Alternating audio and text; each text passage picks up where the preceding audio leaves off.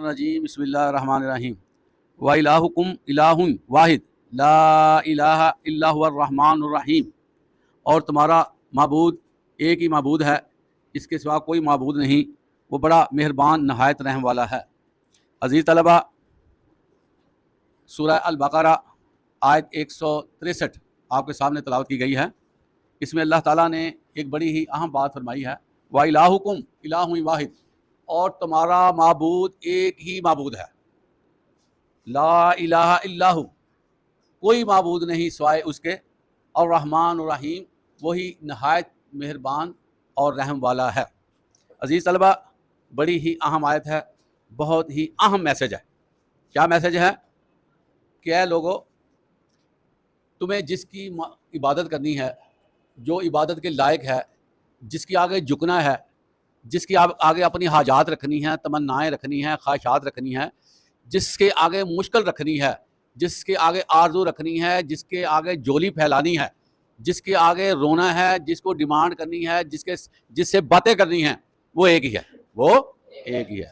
یہاں پر زبردست قسم کی اناؤنسمنٹ ہے کہ ایک ہے تمہارا معبود، اور اسی نے سارا آپ کا کرنا ہے، اسی نے بگڑی بنانی ہے، اسی نے کشتی کو پار لگانا ہے، اسی نے رزق دینا ہے، اسی نے کاروبار چلانے ہیں، اس نے ہی خوشیاں دینی ہیں، اس نے ہی غم سے دوچار کرنا ہے۔ تو عزیز طلبہ، جب سارے معاملات اللہ کے ہاتھ میں ہیں، ہر مسئلے کی جو چابی ہے اس کو حل کرنے کا معاملہ اللہ کے پاس ہے، تو پھر کس کے پاس جانا چاہیے؟ اللہ کے پاس۔ ہر معاملہ اللہ ہی حل کرتا ہے، ہر غیب میں جو مدد کرنے والا ہے وہ اللہ کی ہی ذات ہے۔ تو اس آیت میں یہ واضح فرما دیا گیا ہے کہ تمہارا معبود جو ہے وہ ایک ہے۔ اس کے علاوہ ادھر ادھر دیکھنے کی، ادھر ادھر جانے کی، ادھر ادھر غور کرنے کی اللہ فرماتے ہیں اس کی اجازت نہ ہے۔ پھر اس کے بعد اللہ تعالیٰ یہ فرماتے ہیں الرحمن، نہایت مہربان۔ اب دیکھیں نا، ایک تو وہ معبود ہے، سارے معاملات اس کے ہاتھ میں ہیں، لیکن اس کے باوجود وہ اتنے اختیارات رکھنے کے باوجود، ہر چیز پہ کنٹرول رکھنے کے باوجود، وہ یہ بھی فرما رہا ہے کہ تمہارا معبود مہربان ہے۔ تم اس کو پکارو گے نا، وہ تمہاری پکار کو سنے گا، تمہیں رسپونڈ کرے گا، تمہیں جو ہے وہ اس کے بارے میں پتہ چلے گا کہ مجھے کچھ سننے والا موجود ہے۔ عزیز طلبہ، ہم کیا کرتے ہیں؟ یہ اللہ کے نام لیتے ہیں، یا حیو یا قیوم۔ کبھی غور کیا کہ اس کے معنی کیا ہے؟ کتنے بڑے معنی ہیں اس کے؟ یہ اتنے بڑے کلمات ہیں، آپ تصور نہیں کر سکتے۔ یا حیو، اس کا مطلب عزیز طلبہ یہ ہے کہ وہ ہمیشہ سے ہی ہے، وہ ہمیشہ سے ہی طاقتور ہے، وہ ہمیشہ سے ہی معبود ہے، وہ ہمیشہ سے ہی رازق ہے، وہ ہمیشہ سے ہی دینے والا ہے، وہ ہمیشہ سے ہی داتا ہے، وہ ہمیشہ سے ہر چیز کو کنٹرول کیے ہوئے ہے۔ یا حیو کا مطلب یہ بنتا ہے، پتہ آپ؟ تو ہم اس چیز کا اقرار کرتے ہیں کہ یا حیو، یا اللہ تو ہی سارا کچھ ہے، اور ہر وقت جو ہے تو ہمیں واچ کر رہا ہے، ہمیں دیکھ رہا ہے، ہمیں کنٹرول کر رہا ہے، ہم اس چیز کا اقرار کرتے ہیں۔ یا قیوم کا مطلب عزیز طلبہ کیا ہے؟ کہ وہ سارے نظام کو تھامے ہوئے ہے، ہمیشہ سے تھاما ہوا ہے۔ آپ کو پتہ ہے یہ جو نظام ہے، یہ ہمیں تو نہیں پتہ کب سے ہے، یا اللہ کا نظام ازل سے ہے، کیسے اللہ تعالیٰ نے زمانے بنائے ہیں، کیسی قومیں بنائی ہیں، کیسا ماحول بنایا ہے۔ اب تو ہم نظر آ رہے ہیں نا، اس سے پہلے ہو سکتا ہے کئی اور مخلوقات ہوں، ان کی دنیا بنی ہو، ان کا نظام بنا ہو، اور اب ہماری باری آئی ہوئی ہے۔ تو یہ اللہ تعالیٰ قیوم ہے، یہ ہمیشہ سے سنبھالے ہوئے ہے، اسی نے قائم رکھا ہوا ہے ہر چیز، اس کے ہی ہاتھ میں سارا کچھ ہے۔ تو یہاں پر ایمان کو طاقتور کرنے کے لیے فرمایا جا رہا ہے کہ تمہارا معبود ایک ہی ہے، اس کے سامنے ساری باتیں کیا کرو، اپنے دل کی حاجات اس کے ڈسکس کیا کرو، اس سے راز و نیاز کیا کرو، اس کے ساتھ چپ کے باتیں کیا کرو، اس کے ساتھ پیار کی باتیں کیا کرو، اس کے ساتھ کھیلا کرو، اس کے ساتھ لنک بناؤ۔ مطلب اس کا یہ ہے، ساری اپنی دل کی کیفیات اپنے رب کے ساتھ رکھو۔ اس کا مطلب یہ بنتا ہے کہ تمہارا رب ایک ہی رب ہے، ایک ہی معبود ہے۔ اس کے بعد جس طرح میں نے فرمایا کہ وہ تو مہربان ہی بہت زیادہ ہے، اس کی مہربانی آپ دیکھیں کہ اس نے ہمیں پیدا فرمایا اور ہمارے عذاب مکمل کیے، پھر ہمیں پیدا فرما کے عذاب مکمل کر کے ہمیں دنیا کا ماحول دیا، ہمیں غذا دی۔ بچہ آتے ہی اس کو غذا ملتی ہے، پتہ آپ کو؟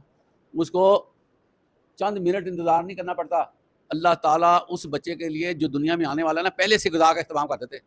پھر جس نے پالنا ہے، ماں نے پالنا ہوتا ہے، اس کے دل میں اس بچے کی محبت بھری ہوئی ہے، اس بچے کے حوالے سے ماں کتنی کاشش ہوتی ہے، وہ اپنا آرام سکون ہر چیز وقف کر دیتی ہے کہ یہ میرا بچہ ہے۔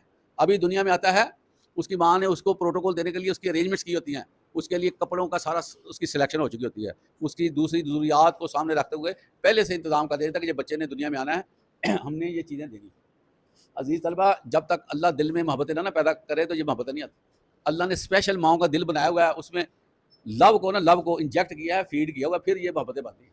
تو آپ دیکھیں، میری بات سنیں عزیز طلبہ، اللہ تعالیٰ نے بندہ پیدا کیا، اس کے لیے ماں سے محبت کا نظام بنایا، تو جس نے خود ماں کے دل میں اتنی محبتیں پیدا کی ہیں، بتائیں اس کے پاس کتنی محبتیں ہوں گی، وہ آپ سے کتنی محبتیں کرتا ہوگا، وہ آپ کی کتنی چاہت کرتا ہوگا، کیونکہ اس نے خود محبت دی ہے، تو دینے والا اس کے اپنے پاس آپ کے لیے کتنی محبتیں ہوں گی۔ اسی کو کہتے ہیں الرحمن، مہربان ہے، کہ اس نے مہربانیاں کی ہیں۔ بندہ پیدا ہو جاتا ہے نا عزیز طلبہ، جب تک وہ زندہ ہے نا، ذرا مہربانیاں نوٹ تو کرو، کتنی مہربانیاں، کتنی چیزیں مل جاتی ہیں۔ بندے کو جوانی اللہ دے دیتا ہے، طاقت دے دیتا ہے، اس کو دوڑنے کی، پھرنے کی، وزن اٹھانے کی، ذہن لڑانے کی، کتنی چیزیں اللہ تعالیٰ دیتا ہے، پتہ آپ کو؟ تو یہ اللہ تعالیٰ کی ودیت ہے، اس کو کہتے ہیں الرحمن، مہربان۔ سورج دیتا ہے، ہوائیں دیتا ہے، بارشیں دیتا ہے، زمین سونا اگلتی ہے، کیا کچھ نہیں اللہ تعالیٰ نے ہمارے لیے رکھا ہوا، بتائیں۔ الرحمن نہایت مہربان۔ اس کے بعد اللہ فرماتے ہیں الرحیم۔ الرحیم عزیز طلبہ، اس کا مطلب کیا ہے؟ الرحیم میں بہت زیادہ چاہت پائی جاتی ہے، پتہ ہے؟ رحیم کہتے ہیں نہایت ہی رحم کرنے والا۔ اور رحم کیسے ہوتا ہے؟ غلطیاں ہوتی ہیں، کوتاہیاں ہوتی ہیں، خطائیں ہوتی ہیں، گناہ ہوتے ہیں، بندہ کہتا ہے یا اللہ مجھے معاف کر دے۔ کتنے کتنے بڑے گناہ ہوتے ہیں، اللہ کی رحمت جوش مارتی ہے، جاؤ تمہیں معاف کیا، جاؤ۔ بندہ کہتا ہے یا اللہ مجھ سے یہ ہو گیا، مجھ سے وہ ہو گیا، میں شرمندہ ہوں، مجھے معاف کر دے۔ اللہ کہتا ہے معاف کر دے، اور اس سے زیادہ کیا ہو سکتا ہے؟ دنیا میں کبھی آپ دیکھیں کہ دنیا میں اگر کوئی بندہ غلطی کرتا ہے نا، تو وہ کہتے تمہیں معافی نہیں ملنی، تم نے فلاں وقت مجھے یہ بات کہی، اب تمہیں معافی نہیں ملنی، تم نے فلاں وقت مجھے یہ کہا تھا، مجھے یہ مارا تھا، میرے ساتھ یہ کیا، میرے ساتھ لڑائی کی، تمہیں میں کس چیز کی معافی؟ وہ اللہ تعالیٰ کی ذات دیکھیں گے، وہ کیا کرتا ہے کہ بندہ سارا دن چغلے مارتا رہتا ہے، لیکن وہ رات کو کہتا ہے یا اللہ معافی دے دے، یا اللہ معافی دے، غلطی ہوگی، آئندہ نہیں کرتا، کہتا اللہ کہتے چلو، اس کو کہتے رحیم۔ پھر یہ ہے قیامت کے دن بہت سے لوگ ایسے ہوں گے جن کے پاس گناہ کے ایسے جو ہے وہ گٹھریاں ہوں گی، باری باری گٹھریاں، وہ کہے گا، اللہ کہے گا چلو تمہیں معاف کر دیا، تم نے میرے ساتھ شرک نہیں کیا، جاؤ تمہیں معاف کر دیا، اور تمہاری فلاں نیکی مجھے پسند آ گئی، جاؤ تمہیں معاف کر دیا، تم نے فلاں وقت جو ہے وہ اللہ کے سامنے میرے سامنے رو پڑے تھے، تمہاری آنکھوں میں آنسو آ گئے تھے، جاؤ تمہیں معاف کر دیا، اور تم نے ایک سجدہ اچھا کر دیا تھا، مجھے پسند آ گیا، جاؤ ساری غلطیاں معاف، تمہیں معاف کر دیا۔ یار آپ دیکھیں گے، اس کو کہتے رحیم۔ یہ ہے اس کی رحمت کہ اس نے بہانے سے ہمیں کلیئر کرتے جانا، بہانے سے۔ بہت ہی زیادہ عزیز طلبہ بد قسمت وہ بندہ ہوگا جو وہاں پر پھنسے گا، جس نے کلمہ پڑھ لیا نا اور اللہ سے ڈرتا رہا، وہ ضرور اور ضرور کامیاب ہو جائے گا۔ یہ میں آپ کو بتاؤں، پھنسنا کن لوگوں نے جو تکبر کرتے رہے ہوگا کہ کچھ نہیں ہوتا، کچھ نہیں ہوتا، ساری دنیا ہے، ایسے ہے، میں نے کر لیا تو کیا ہوگا، عزیز طلبہ ان لوگوں نے پھنسنا ہے۔ میں آپ کو بتاؤں، جو بندہ ضدی ہوگا نا، ضدی، اس نے پھنسنا نہ، یہ میں آپ کو بتاؤں۔ جو بندہ گناہ کر کے واپس ہو جاتا ہوگا نا کہ ٹھیک ہے یا اللہ معافی دے دو، اس نے کلیئر ہو جانا، کیونکہ گناہ بندے سے ہوتے رہنے ہیں، لیکن اچھا گناہ گار وہ ہے، خطا کار وہ ہے جو معافی مانگنے والا ہے۔ تو اس لیے عزیز طلبہ، ایک تو لا الہ الا اللہ پڑھنا چاہیے، لا الہ الا اللہ، بار بار اس کا ورد کیا کریں، لا الہ الا اللہ۔ دوسرا یہ ہے کہ اپنا سارا کچھ اللہ کے ہاتھ میں دے دو، یا اللہ تو ہی سارا کچھ ہے، تو ہی میرا مالک، خالق، رازق، بگڑی بنانے والا، مشکل کشائی کرنے والا، داتا، میرے ہر معاملے یا اللہ تیرے ہاتھ میں ہے، تو ہی میرا سارا کچھ ہے، میں کچھ بھی نہیں ہوں، لا الہ الا انت سبحانک انی کنت من الظالمین۔ تو اللہ تعالیٰ پھر خوش ہو جاتا ہے، معافیت دے دیتا ہے۔ اللہ تعالیٰ ہمیں ایسے ہی جذبات پیدا کرنے کی توفیق عطا فرمائے۔ وآخر دعوانا الحمدللہ رب العالمین۔